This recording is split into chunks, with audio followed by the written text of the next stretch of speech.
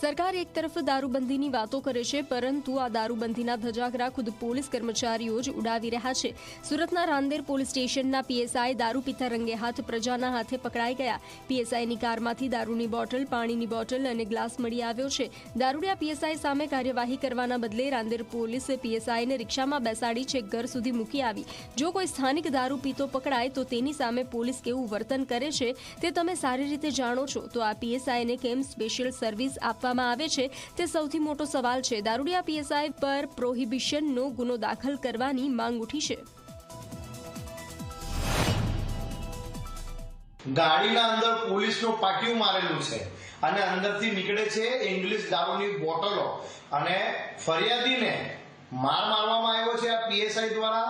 અને સાથે સાથે આ ગાડીના અંદર જ્યારે એ લોકો વિડીયો શૂટિંગ કરી ત્યારે દારૂની બોટલ મળતા એક રાંદેર પોલીસ સ્ટેશનના ડિસ્ટાફવાળા દ્વારા આ પીએસઆઈને રિક્ષામાં બેસાડીને ભગાડીને પોલીસ સ્ટેશન લઈ જવાયા। તમે વિડીયોમાં જોયું હશે કે કેવી રીતના સિગ્નલ પણ તોડીને આ લોકો ભાગી રહ્યા છે।